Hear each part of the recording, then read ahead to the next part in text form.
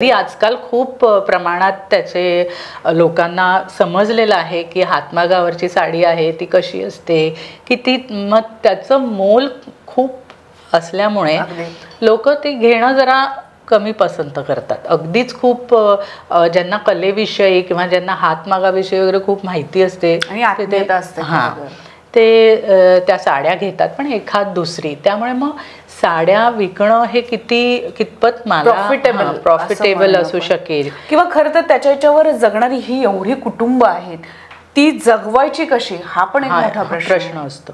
पण मग त्या साड्यांचं म्हणा किंवा तो जो हातमागावरचा निघालेला कपडा आहे त्याचा आपण काहीतरी वापर करू शकतो का, हे डोक्यात आलं. आणि मग त्याच्यापासनं मग काहीतरी वेगळं निर्माण करायचं. बरं, असं मी म्हणत नाही की प्लांटर आज नाही आहेत, किंवा मी जे जीन्सची प्लांटर्स आहेत, जीन्सची प्लांटर्स असतात, किंवा वेगवेगळ्या सुतळीपासून तयार केलेली प्लांटर्स असतात. पण स्पेक्स पाउचेस म्हणा, ग्लेअर पाउचेस म्हणा, किंवा मेकअप पाउचेस म्हणा, हे सगळं आज बाजारात अवेलेबल आहे.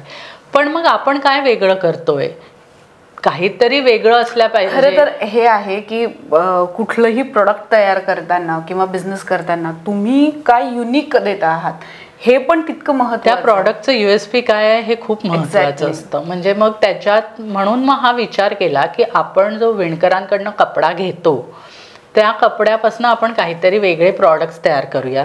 जसं प्लांटर झालं, ग्लेअर पाउचेस झाले, किंवा मेकअप पाउचेस, कुशन कवर्स झाले, हे सगळं त्याच्यापासून तयार करून, किंवा टेबल मॅट्स, टेबल रनर्स, हे सगळं तयार करून, हे तर सगळीकडे मिळतं. तुम्ही सोशल मीडियावर गेलात, एक टाकलं पिलो कवर्स की सगळीकडे तुम्हाला पिलो कवर्स मिळतील. पण मग त्याच्यात वेगळेपणा म्हणजे हे हातमागावर विणलेलं ते कापड आहे. शिवाय त्याच्यावर आम्ही मग काही म्हणजे मी म्हणा किंवा अजून माझ्या दोन मैत्रिणी ओळखीच्या आहेत त्या म्हणा, की त्या सगळ्याजण मिळून आम्ही त्याच्यावर पेंटिंग करतो.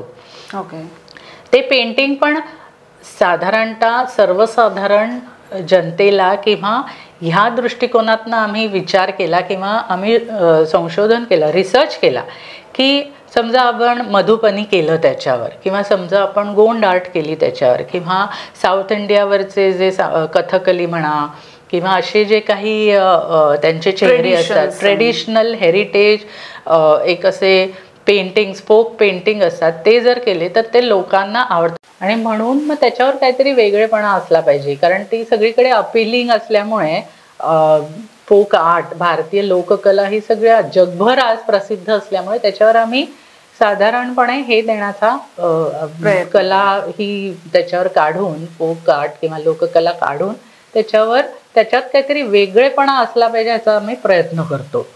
आणि कोणाला जर कस्टमाइज, या निमित्ताने ती कला अनेकांपर्यंत पोहोचते.